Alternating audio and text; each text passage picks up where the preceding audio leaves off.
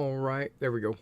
Hello again, everybody. This is Derek, aka Mr. Everything, and I am coming back at you with some Wargaming Weekly. All right, so this is a Wargaming in miniature production. Uh, I am in the process of putting together some British Victrix models together, but I just wanted to come off on a bigger screen right now to say thank you for following my channel. Thank you for receiving the notifications when I go live. I appreciate all of you viewers, and let's get into this. All right, so let's turn that off, and let's go to that. Okay. Okay, so you can see I've got some Victrix models here. Let's talk a little bit before we jump into assembling these. First of all, I don't have all the pieces cut out. I do have all the heads and all the backpacks.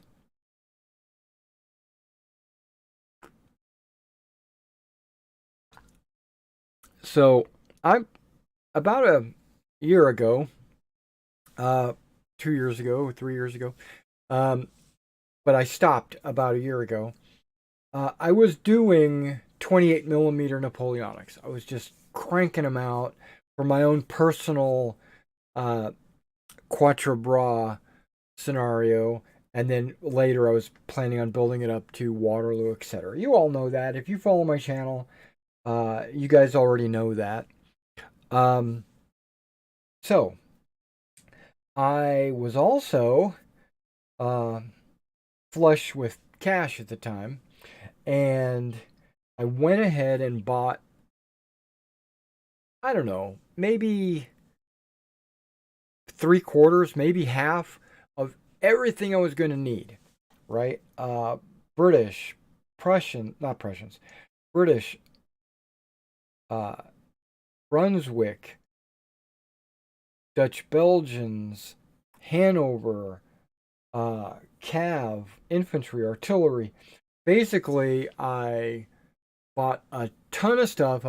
I had like, and it was almost all Warlord games. Almost all of it was Warlord games. But seeing that there was some good quality stuff from Victrix, there was good quality stuff from Front Rank, there was good quality stuff from Perry, I went ahead and bought like a bunch of Front Rank Command for all of those Warlord Games models that didn't have any command. Or because when you buy the Waterloo starter set, you get like 4 units of infantry with no command, right? And so I bought like 5 or 6 or maybe even 8 of those boxes. I bought a bunch of those boxes because the models inside were going to be used for all of Waterloo, right? I mean, not just 4 little battalions. I needed to make 25 battalions or some crazy thing like that for Quatre Bras, and I'm sure I needed 25 more battalions for Waterloo itself. So I bought a bunch of those box sets. And in those box sets, no command, remember? So, I mean, like standard bearers and drummers and stuff like that. None of that. So I went outside of Warlord to like, oh, I bought a couple of packs from inside Warlord as well, but I bought like mostly Front Rank Command. I've got a stack in my white shelves. You don't see them on this camera, but I've got probably around 12 Front Rank Command, and this is just for British. And but I also bought some Perrys. Specifically, Perry made some models that Warlord didn't make, you know, like Dutch Belgians and Brunswickers and stuff like that. But I got mostly front rank Hanover and also British Command. Okay. Having said all that, it's been sitting on my shelf for the last year. As I've proceeded to switch over to 15 millimeter.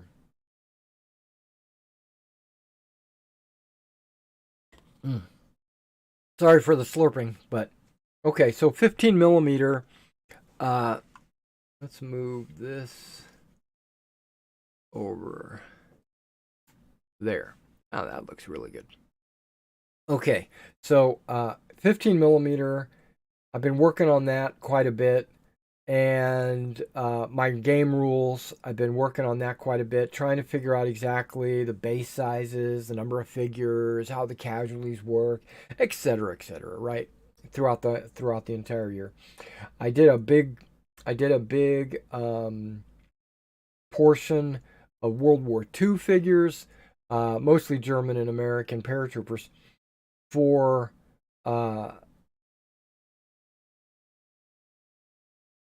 hear my stomach growl. For the battle group game that I love. I really love the battle group game. Ran a scenario at last year's NashCon, which was in August. And then I put my World War II stuff off to the side and really focused in heavily on my Napoleonics.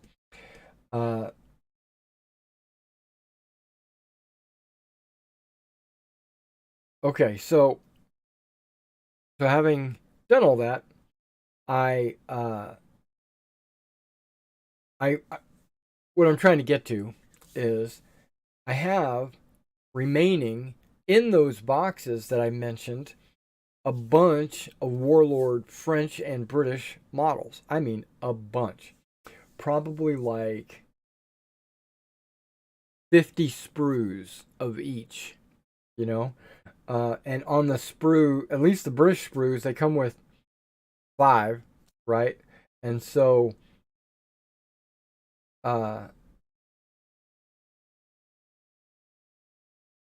five per sprue. So you could just imagine how many battalions that would make. And they're just sitting on the table over there in a box. Just those British sprues, and then I put the French sprues in a different one, and I put all the cavalry in another one. Okay. My Victrix models, because again, like I said, I ordered some Victrix and some Perry and some blah blah blah, right? Well, the Victrix models, you get a ton of models in one of their bags. I'm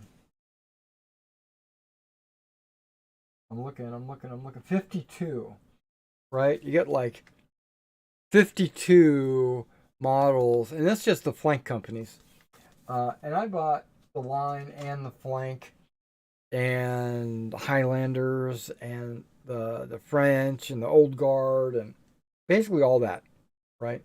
So what I'm doing now, oh, and I used a bunch of those for command and for like flank units in my other battalions. So what I plan to do going forward, starting with today, well, not really starting with today, but you get the idea. I am selling Napoleonic black powder units on my website. On the eBay, right? Wargaming in miniature on eBay. And we're getting low. I think I've got 4 or 5 units over there, and they're almost all Hanover, right? So, and there's nothing wrong with that. And they're not, they're odds and ends that people might not need or want in their collection, but they're there. And anytime I put a unit out that is popular, like the 95th or maybe a King's German Legion, or a Hanover, not a Hanover, a Brunswick or something. They sell almost immediately. So, um, so what's happened?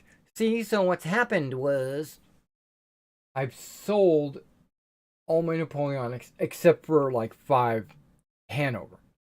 Uh, so I need personally to replenish my Napoleonic inventory on the wall over there, painted. Um,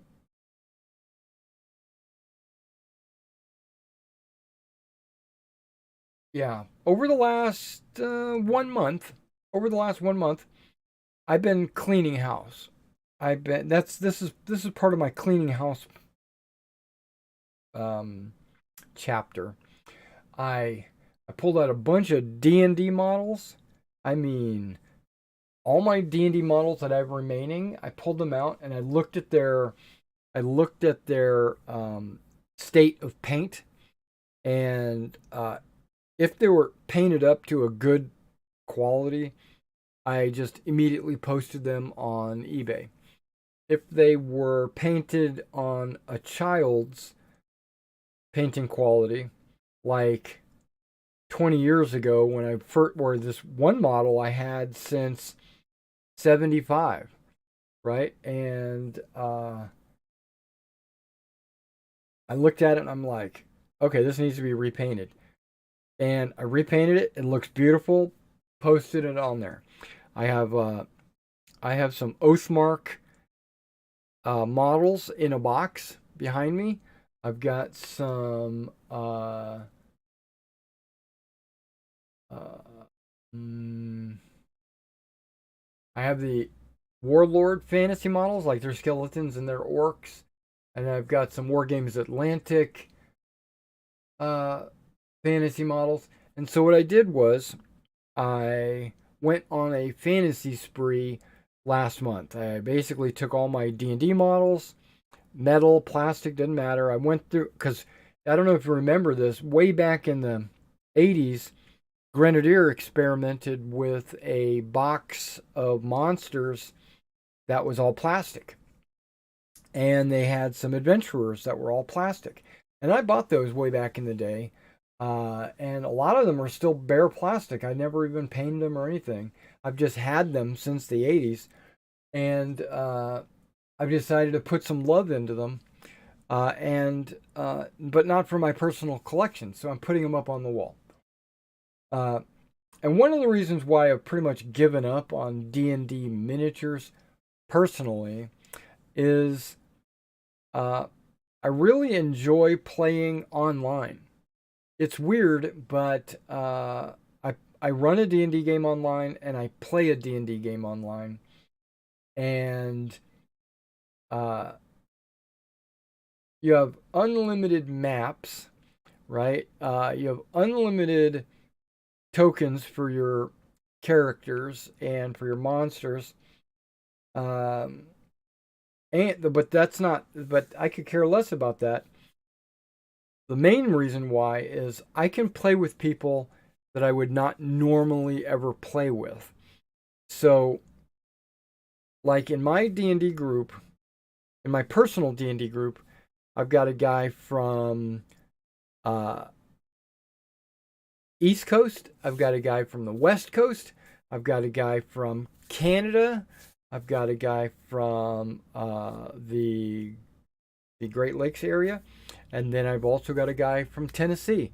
So we've got those people would never be gaming together if there wasn't the internet. So I think that's pretty cool, and we're all playing D&D and we're all enjoying ourselves. And then my D&D game that I play in, one of the guys is down on the Gulf Coast, uh, and one of the guys here is Tennessee. Same, actually, it's the same guy. And there's some people from Nashville. I think they're in Nashville. I don't pry. I don't ask. I don't even care. Um, but they've invited us to like parties and stuff in Nashville, so I assume they live in Nashville. I used to live in Nashville a long time ago. Mm, lemon ginger from Stack, actually. Stash, not Stack. Okay. Um, so because of that, I don't vision myself ever playing a face-to-face around the table D&D game. Uh, so all my D&D models that I've collected over the years, I said, why don't I just go ahead and sell them for those people that do still play around the table, which is the way you're supposed to play. Hey, Mike, I see that you're on. Um,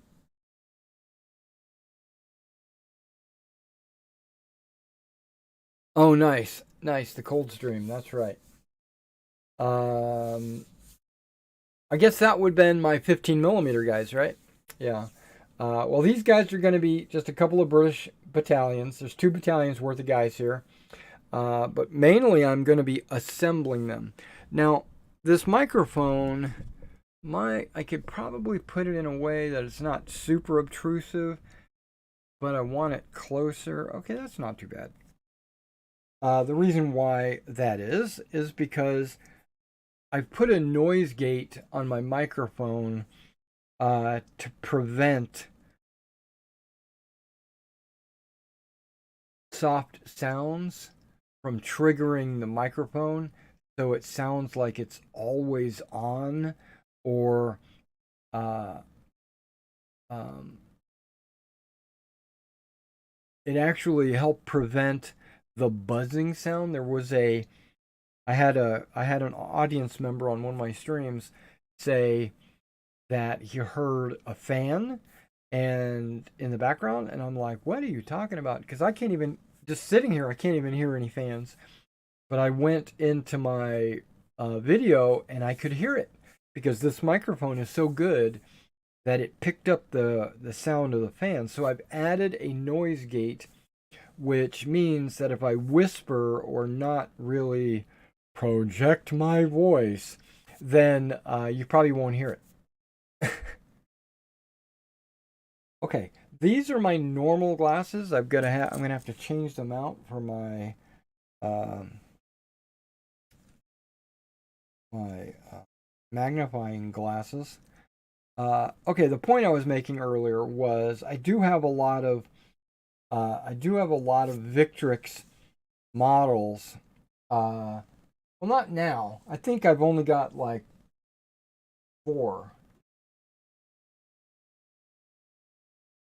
Yeah, 4 dudes, and I could use them to make the 48 224s, but they're like 2 drummers and a couple of other figures. I think they're officers.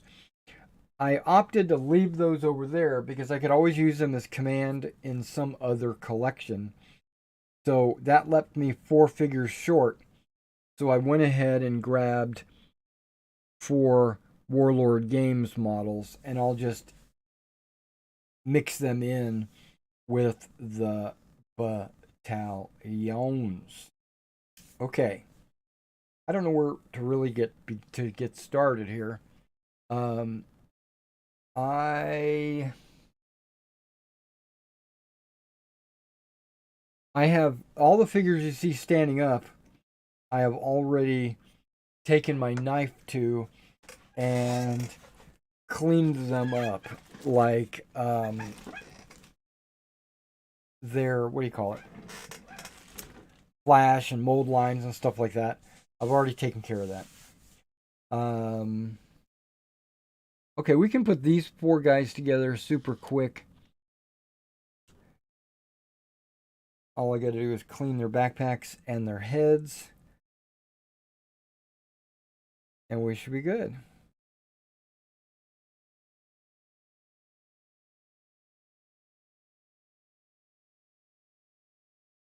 Um,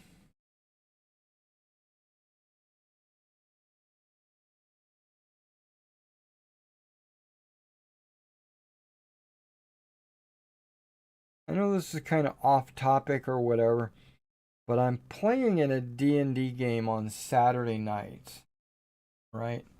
And I just want to share this. I'm just spilling my guts here, filling airtime. Really is what I'm doing. But I enjoy the company. I enjoy the effort.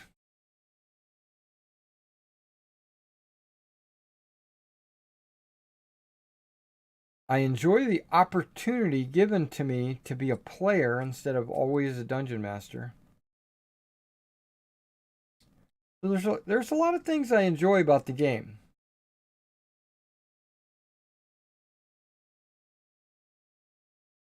But I think there is more that I don't enjoy. I need to talk to Mason because he's the dungeon master. I haven't done it. I need to talk to him about his gaming style.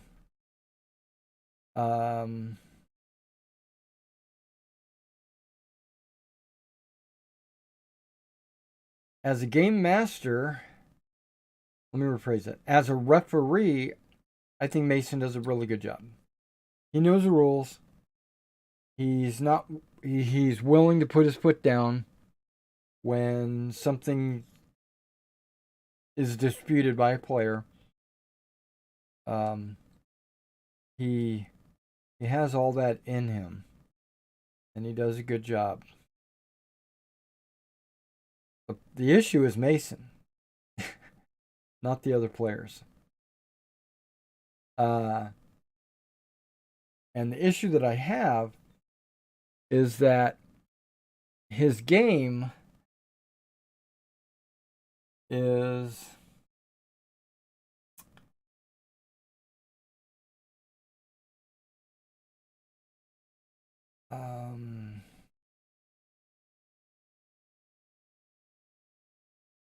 it's not what I do, right? So I'm trying to put this in a diplomatic way because there's nothing wrong with the way he plays, right? There's nothing wrong with it. I'm sure that some of the other players, namely Adam,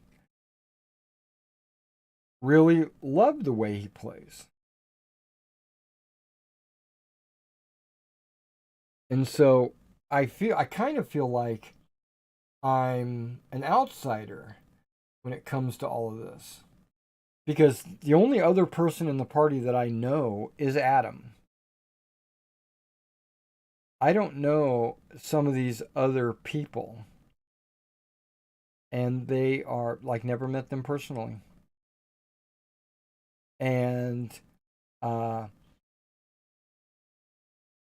they seem like they're okay people, you know. Everybody has their own quirks and idiosyncrasies and all that, and they probably look at me the same way, you know, whatever. Like I do things in the game that that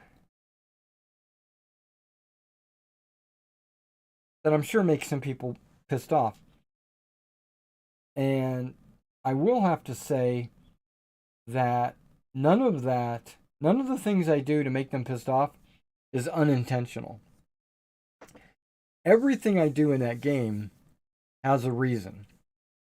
I piss some of them off because I want them pissed off.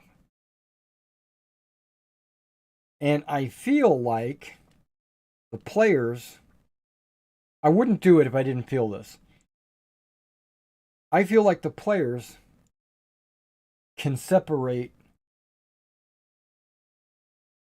themselves from their character. So I'm not pissing the player off. They're actually giggling and laughing about it. But their character is pissed off. And that's perfect. That's good role playing, I think. Then I've done my job. I've accomplished my intended goal. I'm playing a Minotaur, just so you guys know. Paladin.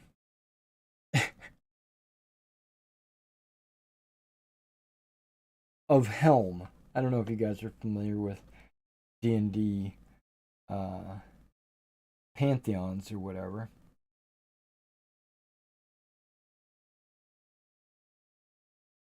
But he's kind of like a warrior god. And one of his tenets is to protect people, the innocent, or whoops.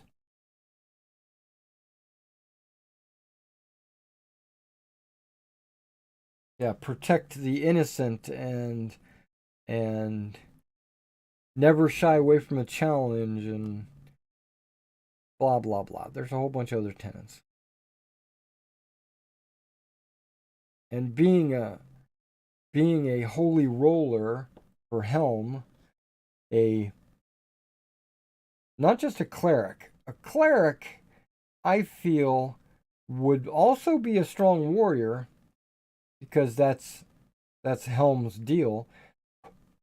But I think they're more for like healing and loving and converting and teaching, where a paladin is more about defending and crushing the enemies of the church. And there are two guys playing in the game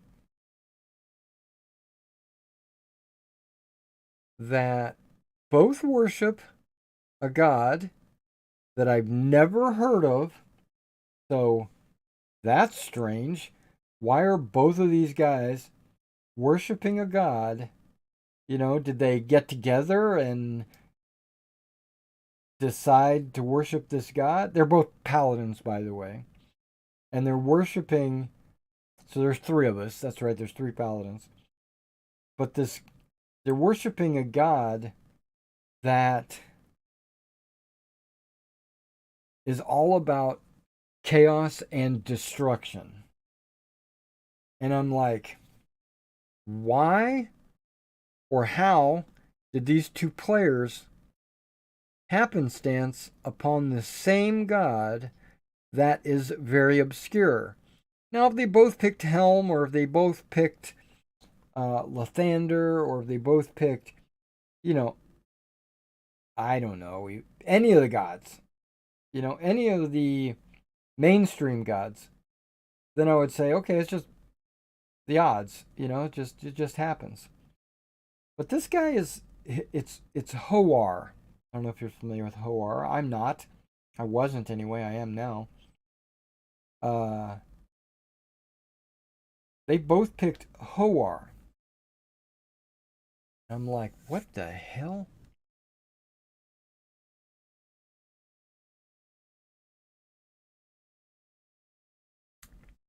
So they min-max their characters in the fact that, you know, they take.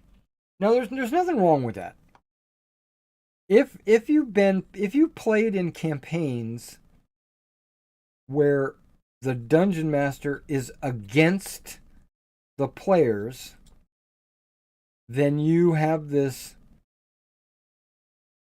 mentality that you have to win. Right? So you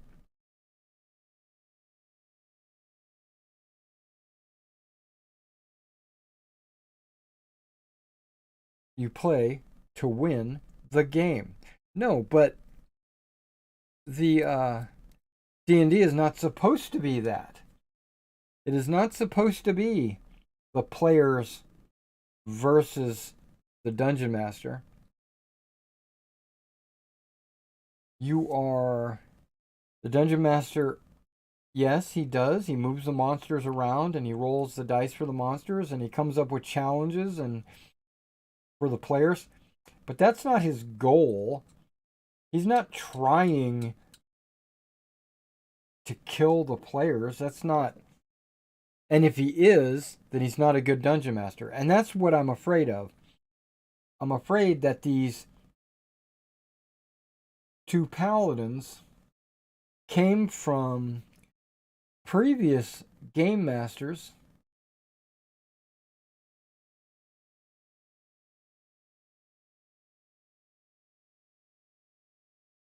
okay, I'm concentrating, that had a motivation to kill or defeat the players. And that just means the players have never had a really good dungeon master.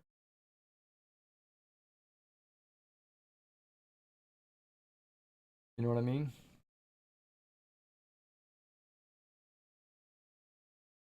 Come on, head. Stay where I put you. Yeah, there you go. That guy is finished. Okay, and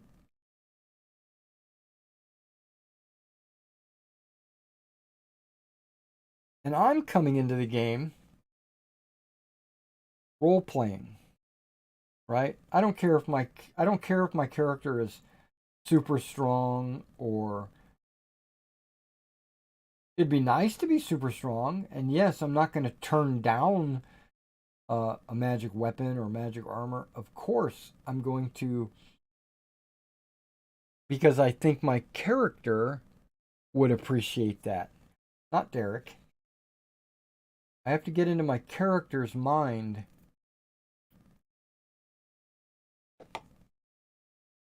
And by doing that, I have been picking on these two players because of their choices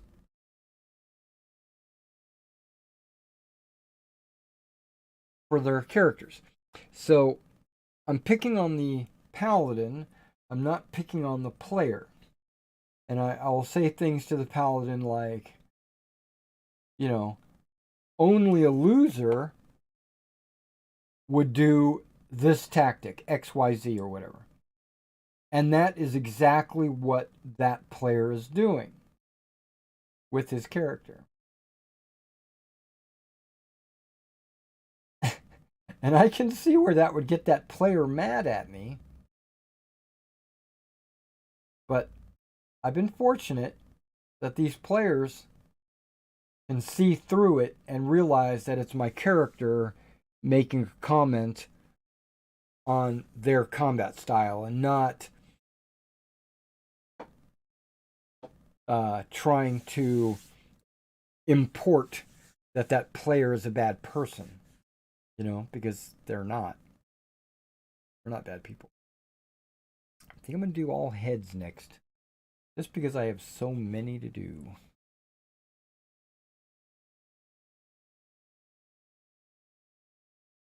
And these heads, I don't think I have any trimming to do because I cut them off directly on the plume and the neck. But I think I just need to glue. Glue, glue, glue, glue, glue, glue. One thing about Victrix and Warlord is you cannot cross-pollinate the heads. Victrix has the collar attached to the main body, where on the Warlord heads, the collar is part of the neck.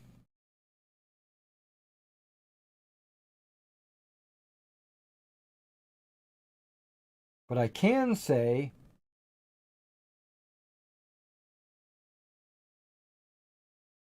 that I do believe, if I remember correctly,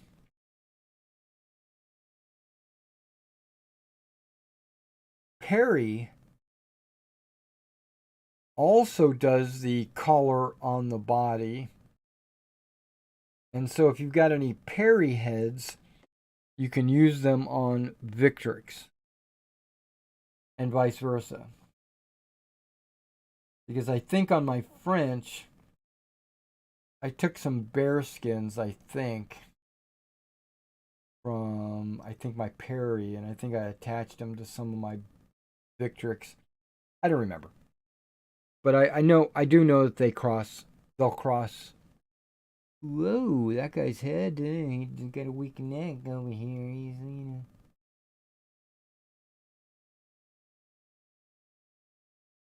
I'm not done talking about my D&D experience over there.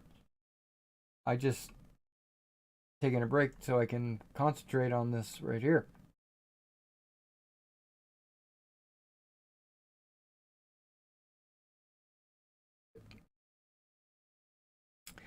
The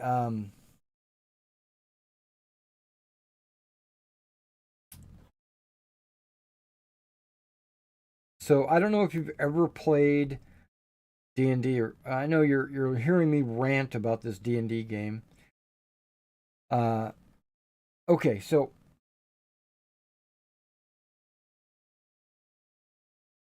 there's another player, we'll call him Adam. He has made a dwarven character, which totally cool. I know the player loves his dwarven characters, and his character and my character hit it off pretty strong. He has a real deity. I think it's Moradin or something. And Moradin and Helm are not in opposition, right? We have a lot of the same beliefs. So his character and my character had hit it off pretty strong. Until recently. It's been slowly building, and just the other night I told him I was going to kill him. It was in jest, but it wasn't. I was trying to make a point. I'm not going to kill him, but I was trying to make a point that we're adventurers, right? We're a party of do-gooders. We're trying to save the world. There is this overarching quest. We're all stuck in a soul gem. The whole campaign takes place inside of a soul gem. The entire world has been absorbed into the soul gem. We're trying to free the world. It's a little far-fetched, right? I'm okay with that. It's a fantasy game. I don't care if it's far-fetched. But that is part of the problem with this campaign, and we'll get to that in a minute. But his character, this dwarven warrior, who's been with us since the very beginning, going around doing good deeds. He has this desire to work a forge, and make armor and weapons and stuff like that, which I'm totally down with. He's a dwarf. It's in his blood, right? Okay.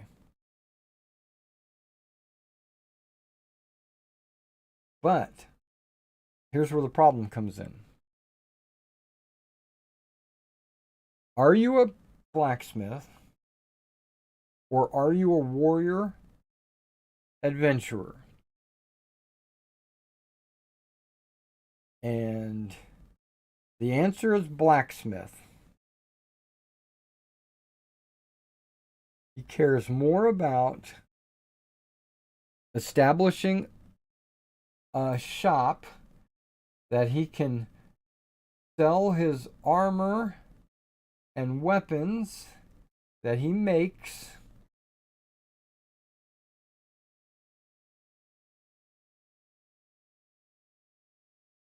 and he spends And a huge amount of time in and out of game talking to Mason about making weapons and armor.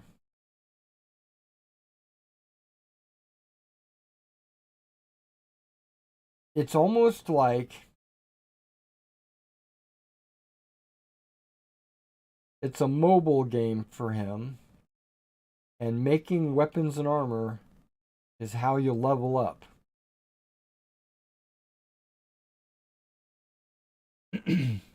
Which, that's his business if he wants to spend his every waking hour on Discord discussing different metal types and blacksmithing techniques and armor and what kind of spikes he's going to put on the armor. And I'm not joking. That's what he's doing. That's his business. That's between him and Mason. If Mason wants to entertain that, and Adam wants to pursue, some game time, out of game, that's fine. But then when it comes to his character in the game, wanting to take a mobile forge, this is what triggered me. He's taking a mobile forge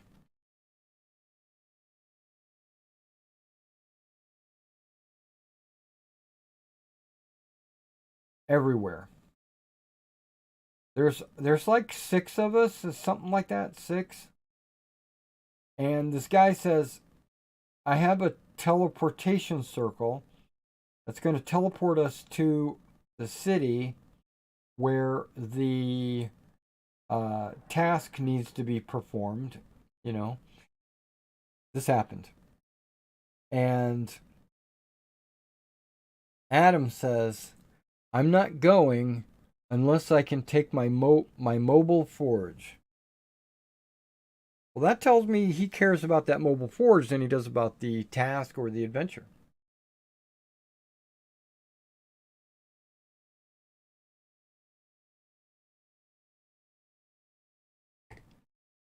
And I told him, if you take this is where my comment came in. I said, if you bring that mobile forge, I'm going to kill you. And the rest of the party had to talk him out of taking this forge. For one reason, the teleportation circle couldn't accommodate all of us and this mobile forge with the horses that are needed to pull it.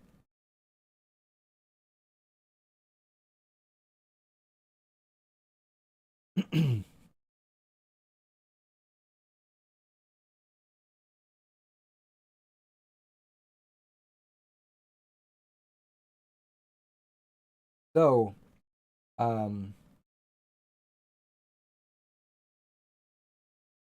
yeah, so we were going to go on this mission, and he wasn't going to attend or come with us.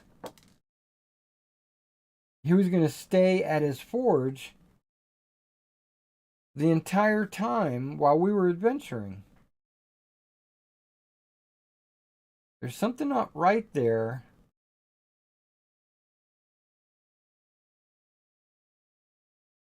I know different people play Dungeons and Dragons for different reasons. And if that's why he's playing, he should play Skyrim. Because then he can forge and blacksmith and make weapons and armor all day long. He doesn't need he doesn't need to interact with the rest of the players because he's not. He's staying back at the forge.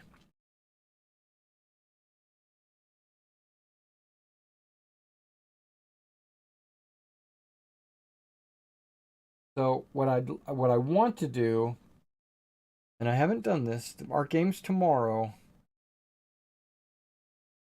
I'm gonna send both Mason and Adam a letter separately.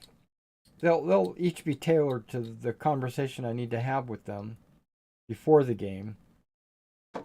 I'm going to talk to Adam about his motivation, his goals, and how it impacts the other players, and talk to him about enjoyment, like for the other players and myself. Does he think that his character is causing enjoyment, or yeah, it's funny, it's hysterical having his character around, uh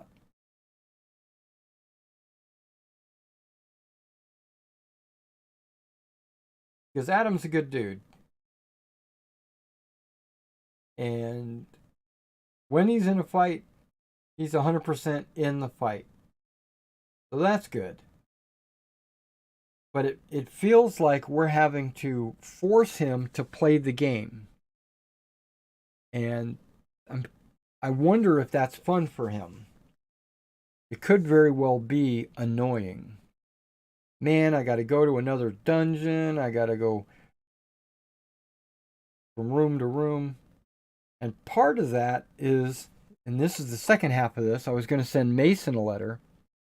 He's allowing it, he's encouraging it by giving him all these handouts on what metals do what. Yes, I know he's trying to fulfill Adam's desire to be a blacksmith. But is that your game? Is your game Blacksmith 101? Or is it Dungeons and Dragons? Or is it Hammer and Anvil?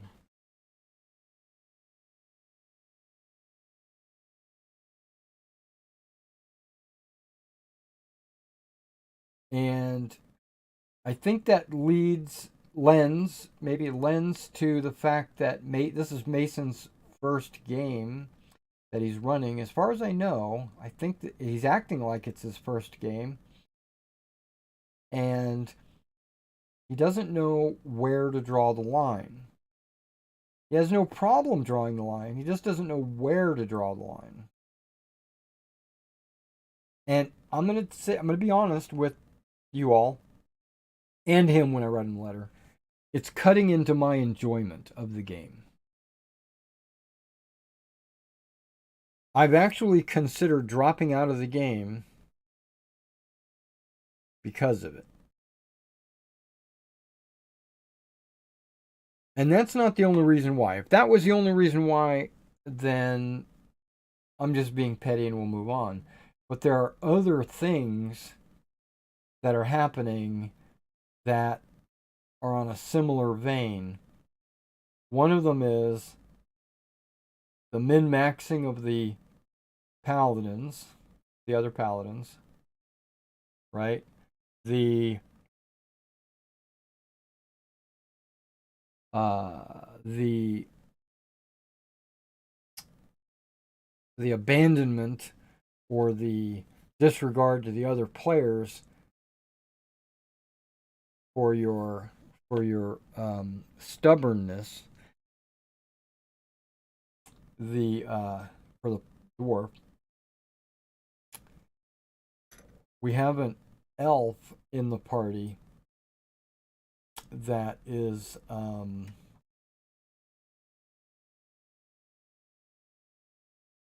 ideologically it, and I say it because I'm not going to say them because them is plural. It rubs me the wrong way. In the game, no. I want to say her character. Um, I haven't met him slash her slash it. But when I'm in the game and her boyfriend, obviously, refers to her as they and them, I want to vomit. It bothers me so much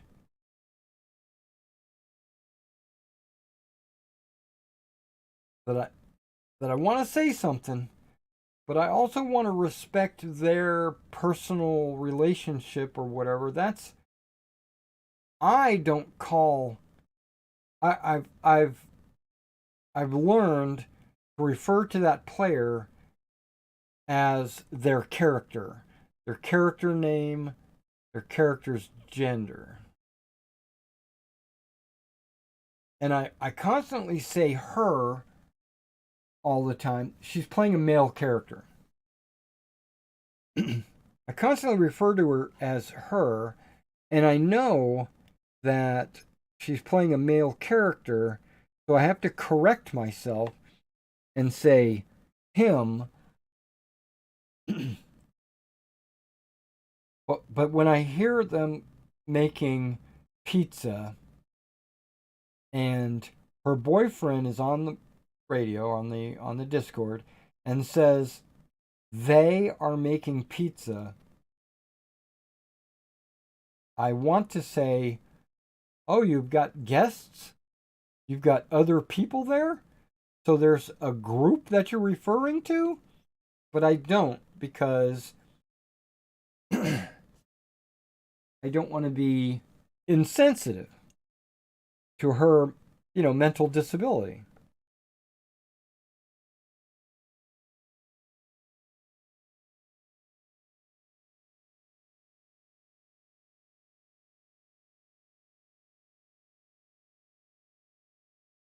Go ahead, internet, cancel me.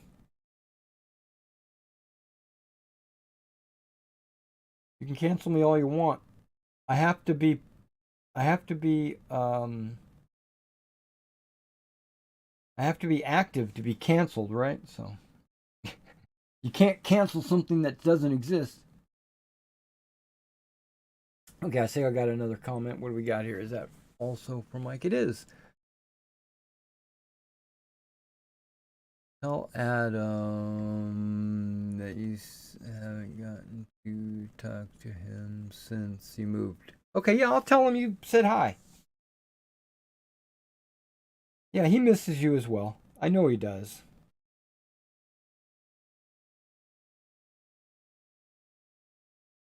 He is with a girl. Um, I don't know what the level of their relationship is, but I think it's pretty serious.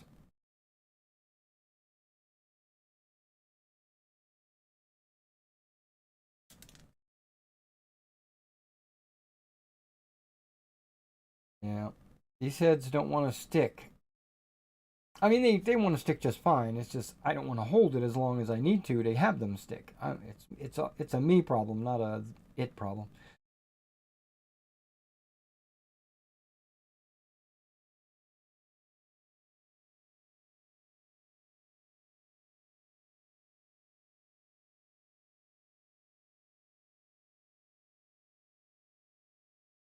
Double checking all the other heads to make sure they haven't fallen off.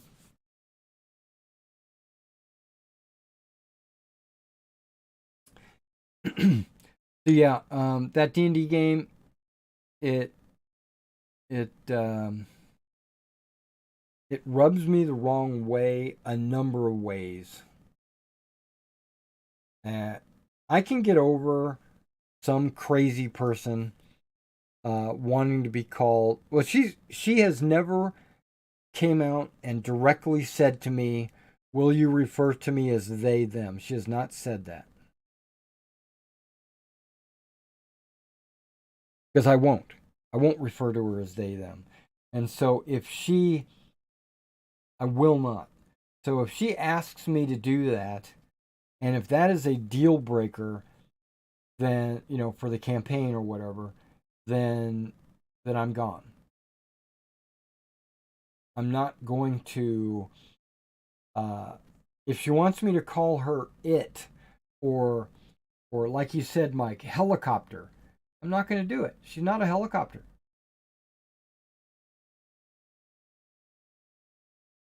She's a her that wants to be a him. That's not, she's still a her.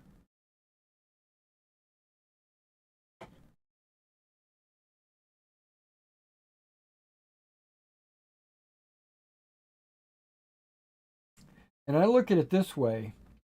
I could be wrong. I'm not saying that I'm super knowledgeable about this subject. But if she is born a woman or girl, I guess, a baby girl, she grows up and decides I would prefer to be a man, and then she gets all of her junk messed up and becomes, I should say, and gets a prosthetic. She's still a her with a dick. That's the way I look at it. You were born a girl, you'll always be a girl, whether you have a dick or not.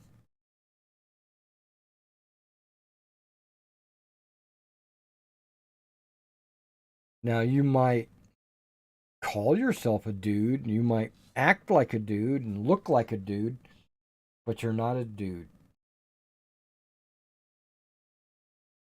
Same thing on the reverse side. If you're born with a dick and you get it cut off, you're still a dude. Jenner.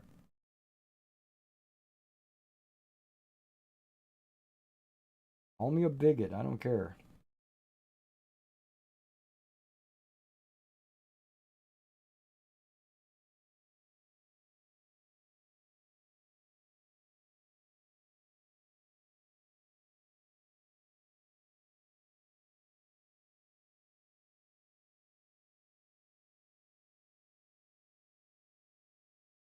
Okay, but that's not my biggest problem because she's never asked me to call her they, them. She's never said it.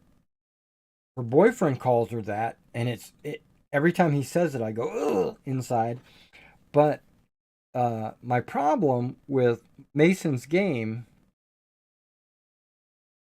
Mason's a good friend. I would say he's top 10, right? He's up there.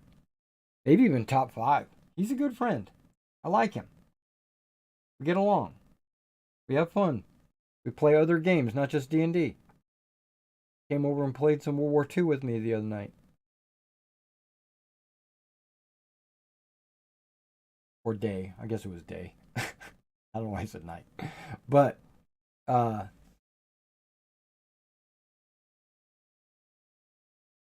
what? That guy's got a weak neck. His head was starting to tilt. Now I could turn these heads left and right, but I'm just happy to get them on straight. Okay. The problem I have with his game is it reminds me of Xanth. Or any of those. It reminds me of games.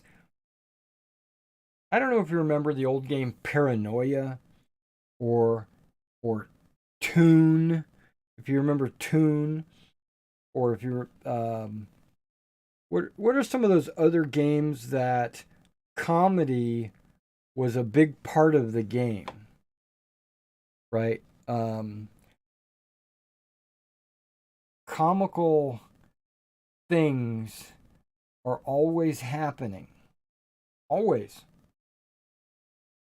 and we all love a good laugh. You know, comedy's fun, but when the world is comedy, I can't get into the world. I can't, what's the word? Immersion. I can't immerse myself into a world where everything is ridiculous. Everything is broken. You know, all the people are doing things for giggles. And it's not serious enough. Now, it's not that I don't enjoy a laugh or a giggle or a, a comedic character. I think those are needed. I think you got to break the tension with a little bit of comedy, but you can't make the whole game that. It has to be done in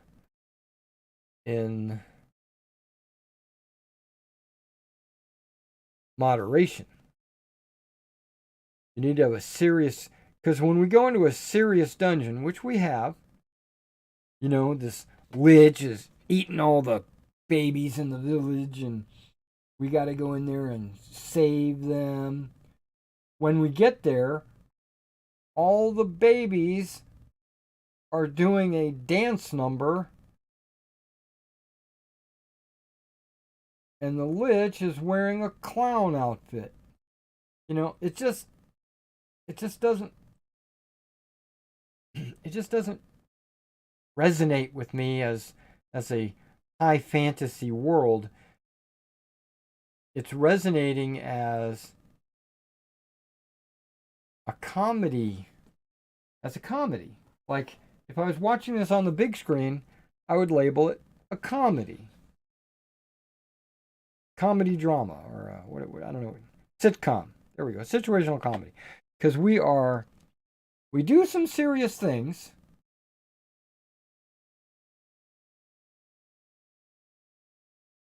But then everything else is a comedy.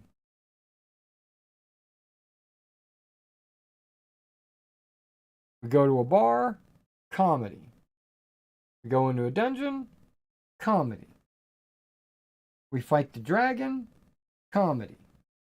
It's just, it's too much for me.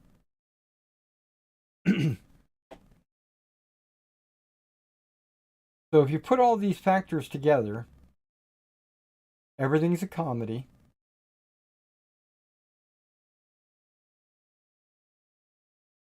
The amount of disconnect that Adam has with the party, the min-maxing of the paladins, and the ideology of one of the players,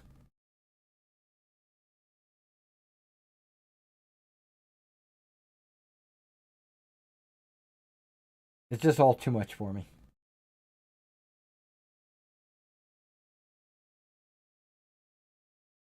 Okay, enough of that D&D game. Enough of that D&D. Let's talk about Warlord games. Okay. Warlord has just recently emailed me about a week ago the fact that I've got a new rep. Yay, finally. I got a new rep at Warlord Games. I almost said Games Workshop. But I'm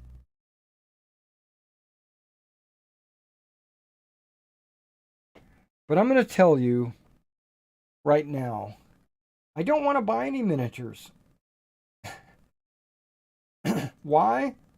Because I've got boxes and boxes, like I mentioned at the very beginning of this video.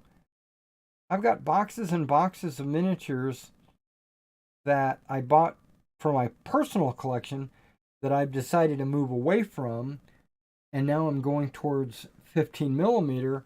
So I already have a ton of miniatures, so I don't need to buy any. Now, when the new ones come out, I would like to get a box or two of the new guys, experiment with those, and play around and do a review and stuff like that. But when you have a minimum order, what winds up happening is I order those new ones, but then I have to order a bunch of old ones too, which I already have. Well, I don't have everything. I don't have 100% of everything. So I can fill holes, obviously. Like if I don't have this Jeep or this tank or whatever, I could get that. But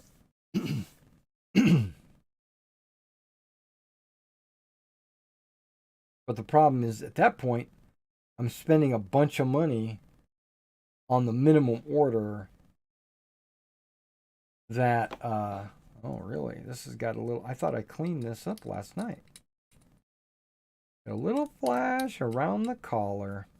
Okay, taken care of.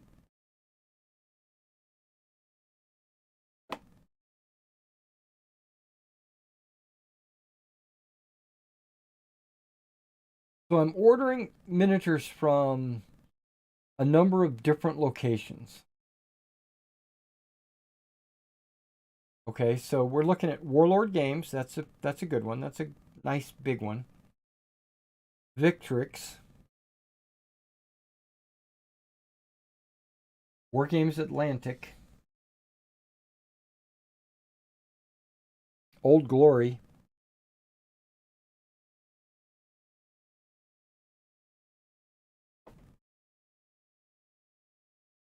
Offensive Miniatures. Front Rank. Perry. To name a few.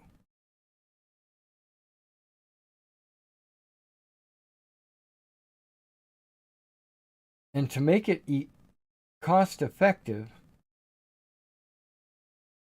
because of shipping primarily, to make it cost effective, you don't want to just order $100 or $200. You want to order more.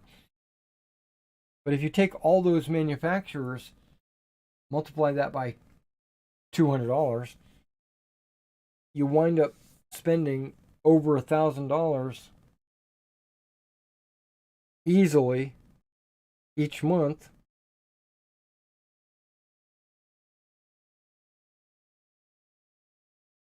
And I can't afford that.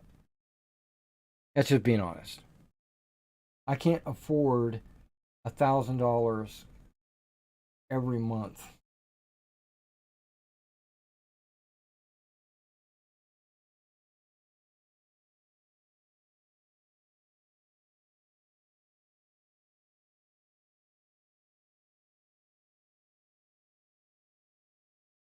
So if I don't wind up getting the new release immediately upon the new release date or whatever, or ever, because of that. Now, if Warlord, or not just Warlord, if any of them said, now I think Wargames Atlantic will let me do this, actually. Wargames Atlantic is the best one out of all of them, I think. You can order as little as you want, right? If they said, if you just want to order one box, just order one box. If they did that, I would be placing orders every week. But because they say you have to have at least $700, that's Victrix, by the way, $700. You have to order 700 or No, wait. It might be 700 pounds. But either way, if it's $700, how often am I going to order from Victrix? Once. Put my $700 in there once, and then you won't see me again for a year. Be one of those kind of deals. Wargames Atlantic said your initial order has to be a certain amount, which I've already had an order come in from them. And after that, there's no limit. You can go as little as you want. 1 box, 2 box, doesn't matter. You have to pay the shipping, obviously, which means if I order 1 box, 2 box, I'm not getting the best deal because shipping will eat into that. So you got to be conscious of that.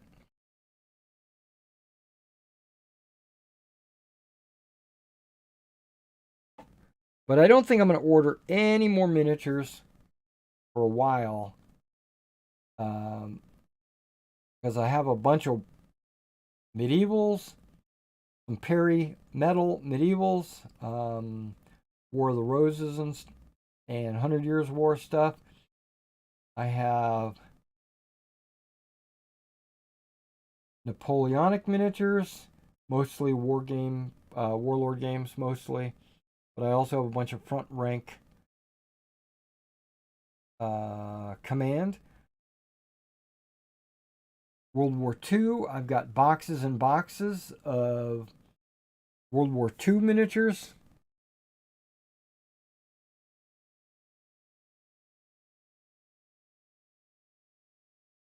So now when I say boxes and boxes, I actually have an eBay store where I'm selling like boxes of miniatures. Like you can get on there and get some 8th Army guys or whatever. Those boxes that I'm selling on eBay, I could take off my store, open them up and paint them. Right? So I'm kind of doing that. I got a bunch of boxes of miniatures for sale on eBay, and then like as I need to paint them, I will paint them. Speaking of which, I do commissions for people that need their figures painted. At 28 millimeter, it's approximately $6 a miniature.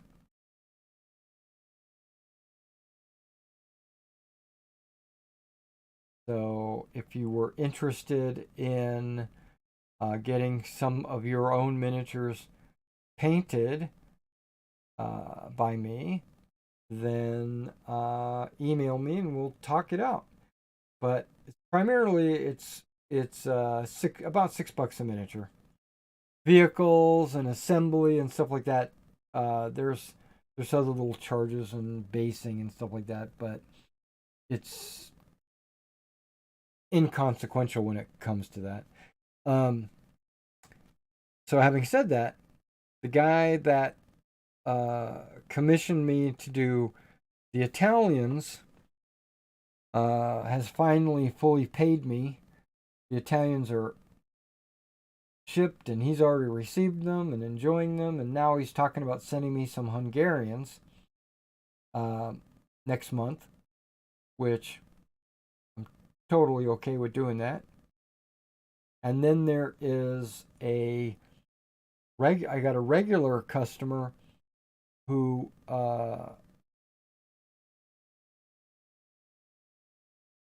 is having me do some P.SS camouflage guys. So the only thing I really have on my plate right now is the P. World War II camouflage. Maybe a small amount of Americans and a Jeep, I think. But other than that, I'm almost caught up on my commissions. I'm happy about.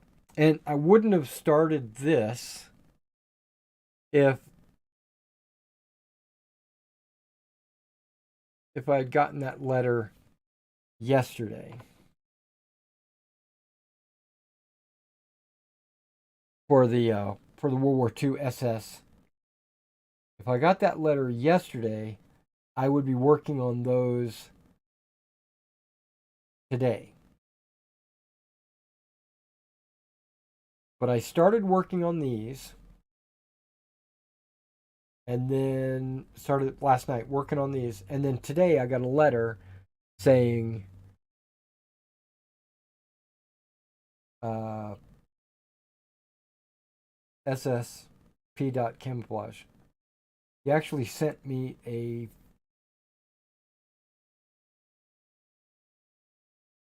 printout of which pattern he was talking about, which is good because I don't know if you know anything about the SS, but they wore more than just one uniform, right? And so I asked him, I said, which one of these uniforms are you actually asking for? So he sent me the pictures of the uniforms he wants, and that's the uniform he's going to get. It's going to be fun. He sent me a lot of SS, so it might take me a month to do all of it. I'm going to try to be faster than that.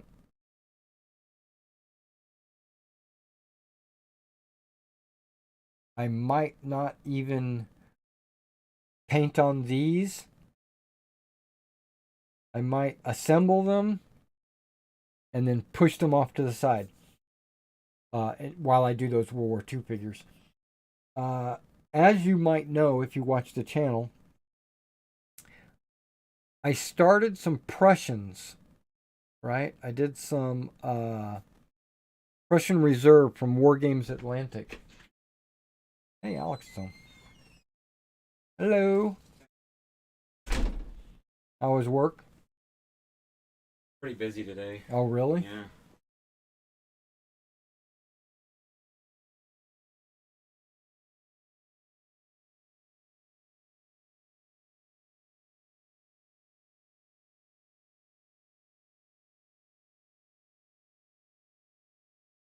Okay, that head looks good. What was I saying?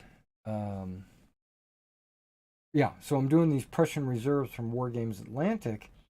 I ordered from Flags of War the Prussian flags that I needed for the 5 battalions I was gonna do, and I ordered those on November 24th. It is what, the 27th today of January?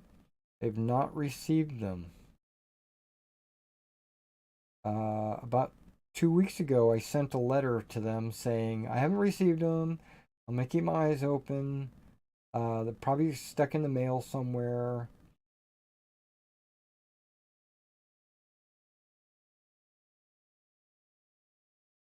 Which is probably true. But I asked them to provide me with a tracking number so that I could know where they were, or how long it was going to take for me to get them.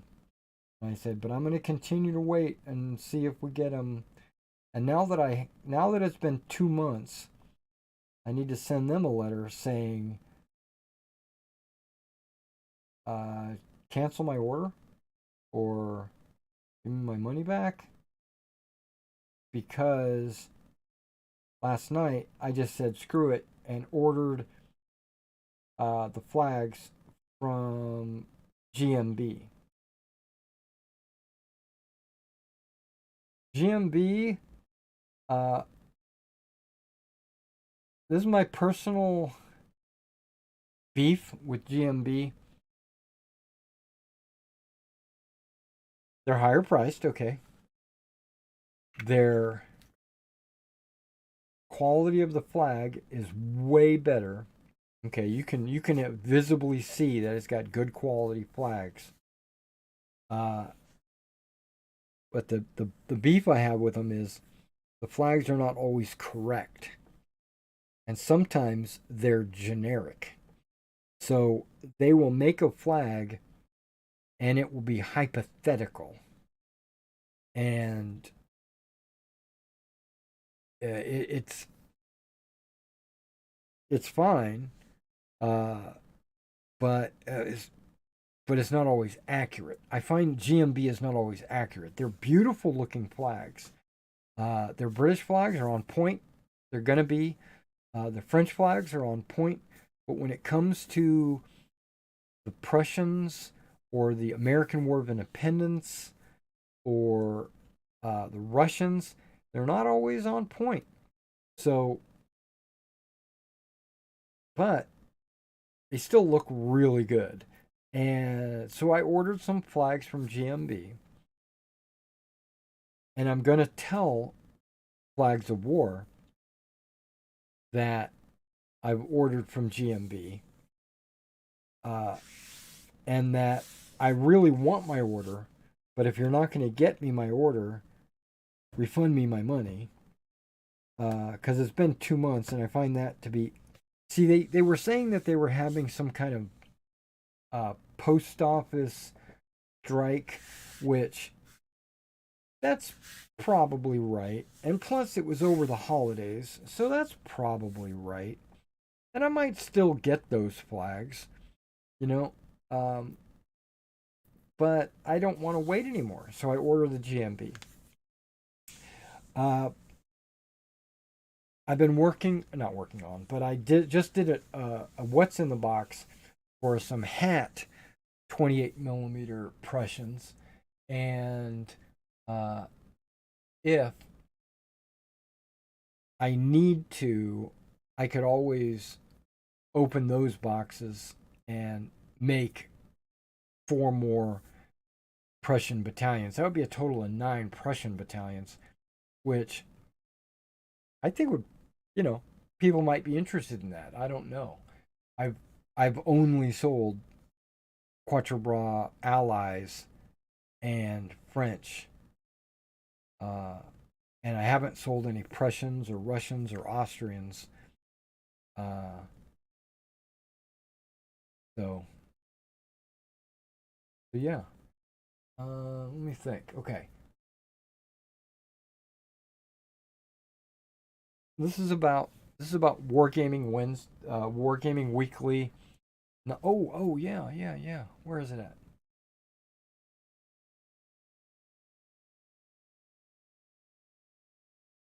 Right here.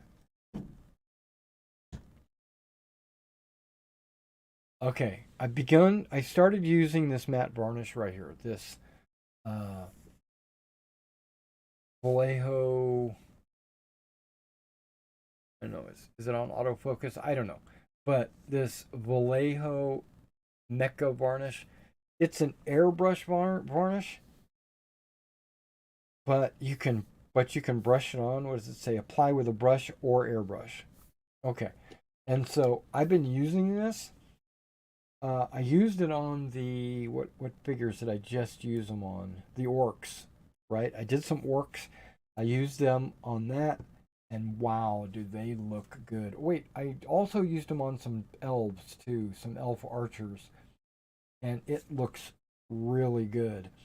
I was using, or I had started using this Ultra Matte from AK. I don't see much difference. There is a little bit of a difference, but not enough to warrant using this when I could just use this. I did a video where I do a comparison between this AK Ultra Matte and this Vallejo Matte. You should check that video out. The results are kind of eye-opening. Um,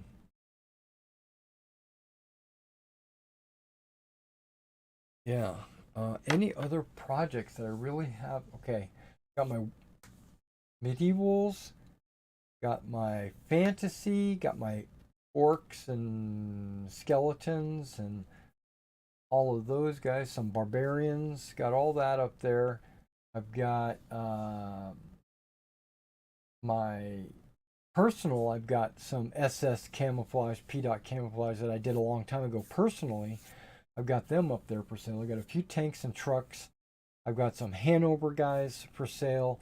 I was planning on adding a couple of British battalions and some Prussian battalions, but all of this is going to have to wait for those World War II guys. I'm going to go ahead and finish assembling all these, and then putting them off to the side and starting on those World War II SS.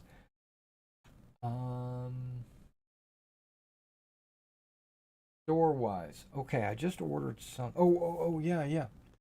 Okay, so Vallejo does have something called Ultra Matte. I ordered some, so now I'm going to compare apples to apples instead of apples to oranges, right? So I'm going to compare Vallejo's matte to Vallejo's Ultra Matte.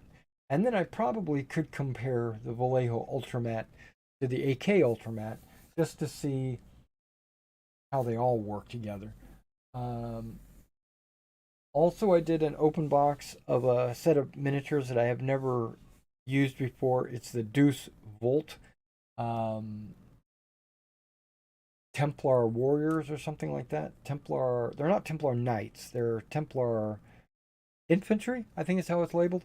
And those seem like they're really nice models. But I'm going to hold off on doing anything fantasy, medieval for a while. Now, I haven't done any work on any of my 15s in over a month because I've been focusing on all my D&D figures that I mentioned.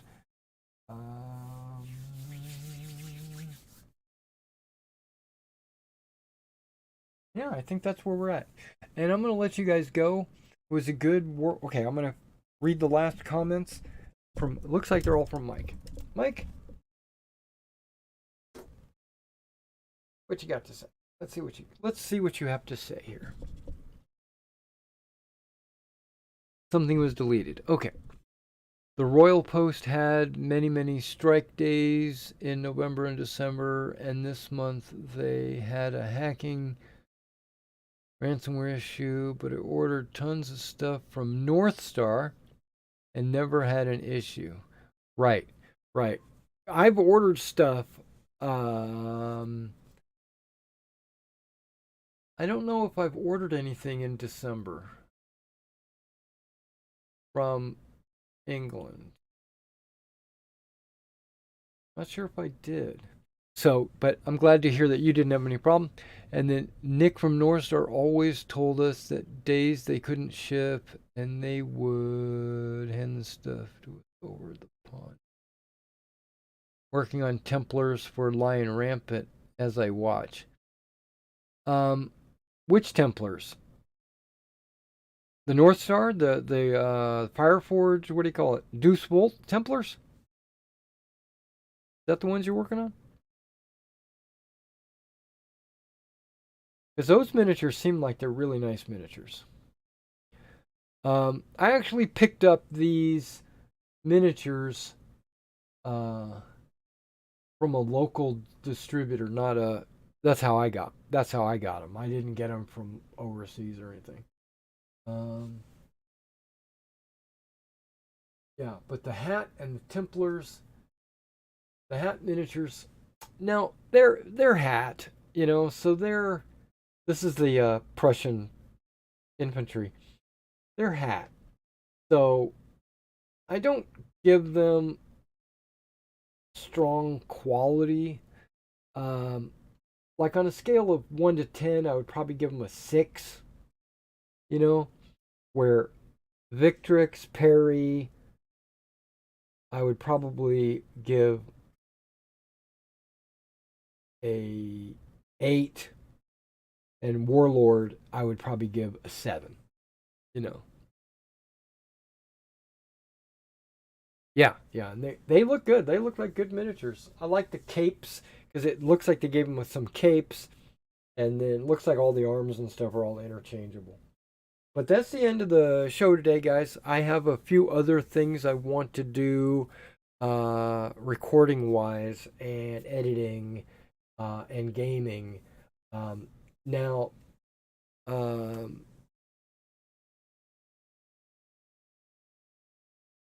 yes, hat is good for filling in holes. Exactly. And they're inexpensive. You know, I got those 3 boxes which have enough miniatures with 3 boxes to be able to do 4 battalions.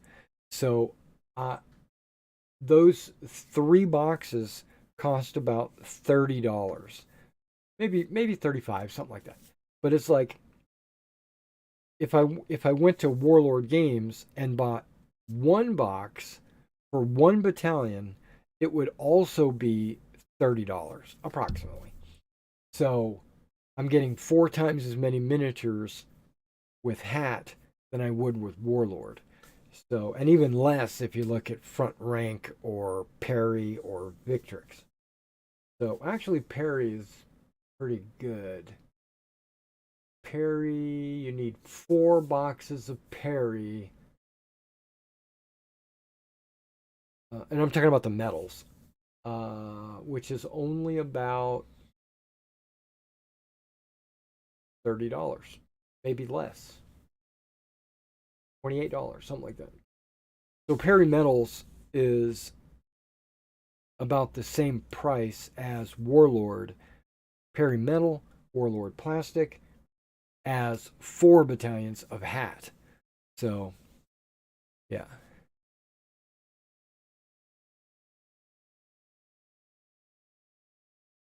Okay, I'll let you know, Mike. Yeah, no problem. Um, I'm playing, believe it or not, I don't know if you look at my playlists on my channel, but I'm playing a lot of Skyrim lately. I mean, a lot. Uh, I'm really getting into it.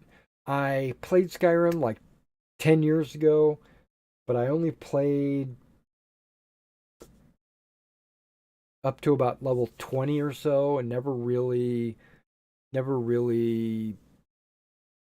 dug into it. I mean, I love the game, but I just never finished it, never completed it. So I've got a mindset right now that I want to get deeper into Skyrim, and I'm really enjoying modding the game, adding different characters and the trees and the grass and the buildings.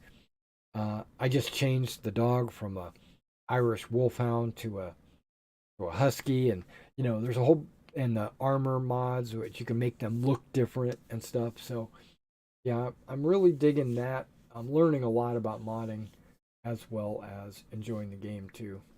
Okay, that's it. No more. I'm out. I'll see you in the next.